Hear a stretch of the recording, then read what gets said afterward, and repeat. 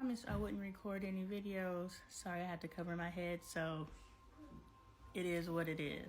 What's good, y'all? I'm Lonnie Appleton. I'm a healthy family advocate, and if that's something you're into, please consider following, joining the community, commenting, sharing the content. Big key, share the content, please.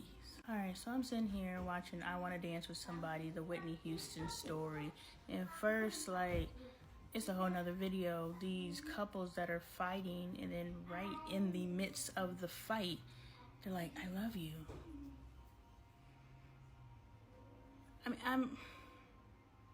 I get it, the trauma bonding and all that stuff. I have yet to address trauma bonding, but definitely it's a thing. I get the trauma bonding, but it's like, this motherfucker just tore the whole house up. And they're gonna say, I did it because I love you. What worms into your brain that someone can do that shit and you believe it? Like, it's deeper than that. It's deeper than... Yeah, I'm gonna explore that deeper because I'm no way victim blaming. That's not what I'm trying to do. I'm really trying to get into the brain of someone who is in that type of situation and how they stay. Like, it's very apparent you beating on me is not an expression of love. Like, I don't care how you cut it. I grew up in domestic violence in my home. And still, when I saw that, it never transmuted in my brain as love. It's 4:44. Anyway, so I don't know how you cut it, because I understand if you grew up in that, you saw that taking place in your home. Look, I also know, I don't want to tell nobody else's business, but all of us grew up 80s babies. Of my grandmothers, I guess I'm telling people's business. Of my grandmother's 4 children, 3 were addicted to drugs. All of them had children. And all of their children watched them get high. Some of us in there literally saw it. And some of those children chose to, once they were old enough, get addicted to drugs. And some of them were like, nah, dude, I'm good. So same thing with domestic violence. I witnessed it. And I was like, nah, dude, I'm good. I am good. But I do think there's situations that I may have been in with a guy that I and it's power, it's not love. People who are exerting power see how low they can make you go. So that's not an expression of love, that's an expression of power. What's good, y'all? Lonnie Appleton here. I am a healthy family advocate. If that is something that you're into, y'all can see my altar. If that is something y'all are into, please consider following, subscribing, sharing the content. That's key. That's the key piece. Following and sharing the content. Commenting, joining the community. We got something really good brewing over here. No. You're stupid! Who is stupid? Where did you learn that language? You don't say that to people. I don't approve of that at all. She don't say Don't that. touch my face. It's struggle enough. Go. Y'all. I eat like What the heck? You don't never give me no kisses. You trying to front for the gram. And They are their father's children. Oh, I said all people are going to see is you. But anyway, we left off the last video talking about domestic violence and drug use, and how when someone is being violent towards you, it's not necessarily, I don't know, this is just me theorizing on the spot, but it's not necessarily an expression of love, even violence.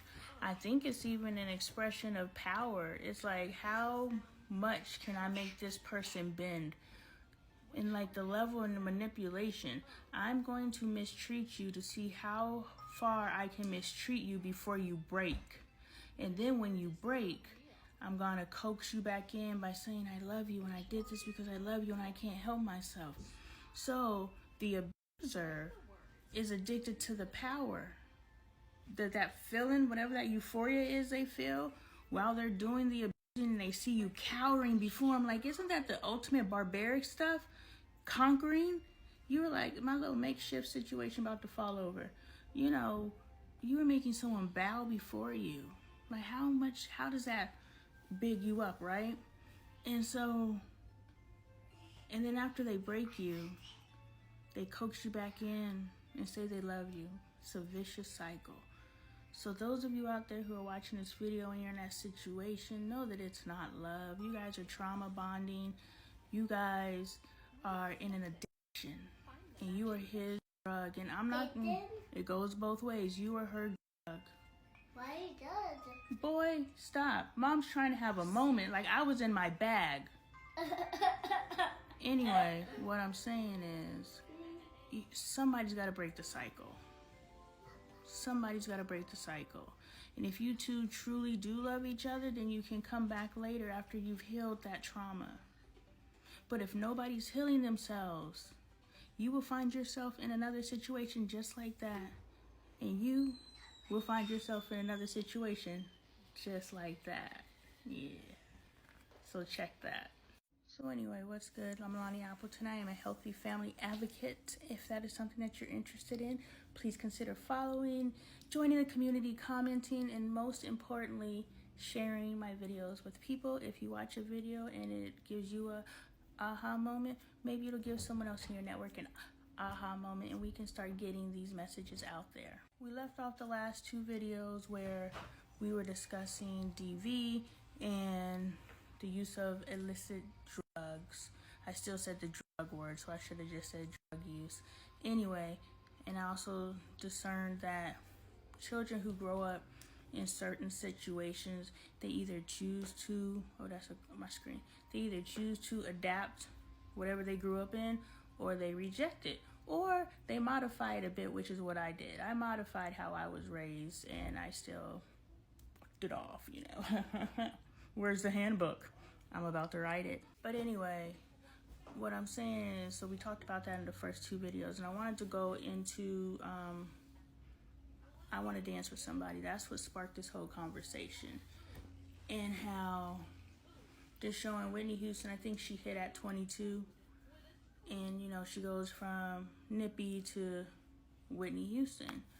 And I'm just sitting here, I'm thinking, when she hit like that, like I get it when you're ambitious, you're trying to get on, and you're just like, man, I just want to get on. But all these people who end up drug addicted, all these people who end up alcoholics, all these people who end up in all these sexual power trips, you know, all this crazy stuff, all these people who end up the way that they end up, I wonder if they knew where they would end up, would they get on? And then second, if they knew where they'd end up, would they be sad? Like, I know Nippy is sad at what happened to Whitney Houston. Shit, I'm sad and I ain't even Nip. Because there's a Nip, you know. But that just makes me so sad if our younger selves, like, there's a lot of us who would be like, if my younger self saw me now, she would be so proud. Mine would be proud. But she shouldn't be. She should be like, I knew that shit was going to come to pass, but she was so f***ed off as a child and no one looked out for her. She would be proud. I did what she couldn't do. But that's another video. But when our younger selves look up at us and they're disappointed, now that's a fucking aha moment right there.